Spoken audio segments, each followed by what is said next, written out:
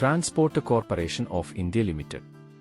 ഇന്ത്യയിലെ ഹരിയാനയിലെ ഗുരുഗ്രാം ആസ്ഥാനമായി പ്രവർത്തിക്കുന്ന ഒരു Indian logistics and supply chain management കമ്പനിയാണ് transport corporation of India limited. 1958 Prabhudayal അഗർവാളാണ് ഇന്ത്യയിലെ കൊൽക്കത്തയിൽ ഇത് സ്ഥാപിച്ചത്. പുതിയതും നൂതനവുമായ സേവനങ്ങൾ TCI തുടർച്ചയായി അവതരിപ്പിക്കുന്നു. മൾട്ടി മോഡൽ ഗതാഗതം മുതൽ എക്സ്പ്രസ് ഡെലിവറി സൊല്യൂഷനുകൾ വരെ, ചരക്ക് കൈമാറ്റം, കസ്റ്റംസ് ക്ലിയറൻസുകൾ മുതൽ വെയർഹൌസ് മാനേജ്മെന്റ് സേവനങ്ങൾ വരെ കമ്പനി ചെയ്യുന്നു. General information. Technical performance. Shareholding.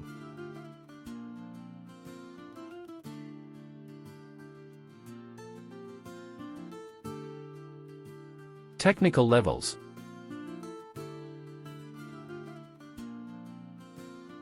Stock buyback news. Transport corporation of India limited തങ്ങളുടെ ആദ്യത്തെ ഓഹരി തിരിച്ചുവാങ്ങൽ പ്രഖ്യാപനം TCIയെ സംബന്ധിച്ചിടത്തോളം ഒരു സുപ്രധാന നാഴികക്കല്ല് അടയാളപ്പെടുത്തുന്നു.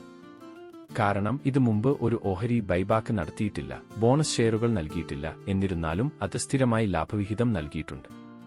2024 ജൂലൈ 23 ബജറ്റ് പ്രഖ്യാപനത്തിന്റെ പശ്ചാത്തലത്തിലാണ് കമ്പനിയുടെ നീക്കം. ഇത് ബൈബാക്ക് നിർദ്ദേശങ്ങളുടെ തരംഗത്തിന് പ്രേരിപ്പിച്ചു. ഒക്ടോബർ 1 മുതൽ കമ്പനിയേക്കാൾ ഓഹരി ഉടമയുടെ കൈകളിൽ ഓഹരി തിരിച്ചുവാങ്ങലിൽ നിന്നുള്ള വരുമാനം നികുതി ചുമത്തുമെന്ന് പുതിയ ബജറ്റ് ചട്ടങ്ങൾ വ്യവസ്ഥ ചെയ്യുന്നു.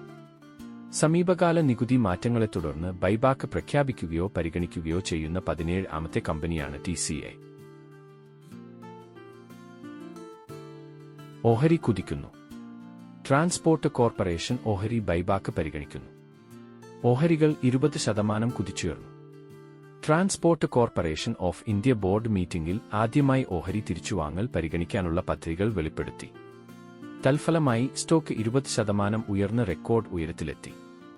കഴിഞ്ഞ വർഷം കമ്പനിയുടെ ഓഹരികൾ ശക്തമായ വളർച്ച പ്രകടമാക്കി. ഇത് ശക്തമായ വിപണി പ്രകടനത്തെ പ്രതിഫലിപ്പിക്കുന്നു. ബൈബാക്ക് കുടിശ്ശികയുള്ള ഷെയറുകളുടെ എണ്ണം കുറയ്ക്കുന്നതിലൂടെ ഓഹരി ഉടമകളുടെ മൂല്യം വർദ്ധിപ്പിക്കുമെന്നും അതുവഴി ഒരു ഷെയറിലുള്ള വരുമാനം EPS മെച്ചപ്പെടുത്തുമെന്നും പ്രതീക്ഷിക്കുന്നു. കമ്പനിയുടെ ഭാവി വളർച്ചാ സാധ്യതകളിലുള്ള മാനേജ്മെന്റിന്റെ ആത്മവിശ്വാസത്തെയാണ് ഈ നീക്കം പ്രതിഫലിപ്പിക്കുന്നത്.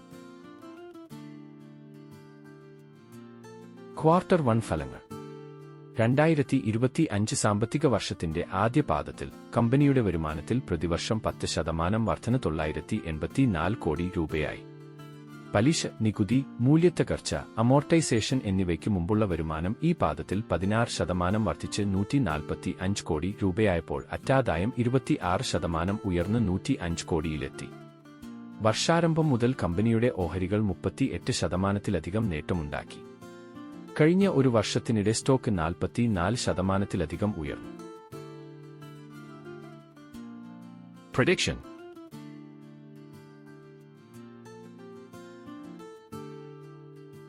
കൺക്ലൂഷൻ. ഇന്ത്യയിലെ ലോജിസ്റ്റിക് മേഖലയിലെ വർദ്ധിച്ചുവരുന്ന ആവശ്യകതയിൽ നിന്ന് പ്രയോജനം നേടുന്നതിന് ട്രാൻസ്പോർട്ട് കോർപ്പറേഷൻ ഓഫ് ഇന്ത്യ മികച്ച നിലയിലാണ്. കമ്പനിയുടെ ശക്തമായ സാമ്പത്തിക പ്രകടനം, തന്ത്രപരമായ വിപുലീകരണങ്ങൾ, സമീപകാല ഓഹരി തിരിച്ചുവാങ്ങൽ പ്രഖ്യാപനം എന്നിവ ദീർഘകാല നിക്ഷേപത്തിനുള്ള ഒരു വാഗ്ദാന സ്റ്റോക്കാക്കി മാറ്റുന്നു. ലോജിസ്റ്റിക് മേഖലയിൽ സുസ്ഥിരവും വളർച്ചയെ അടിസ്ഥാനമാക്കിയുള്ളതുമായ സ്റ്റോക്കിനായി തിരയുന്ന നിക്ഷേപകർക്ക് TCI ആകർഷകമായ ഓപ്ഷനായി മാറിയേക്കാം. Thank you.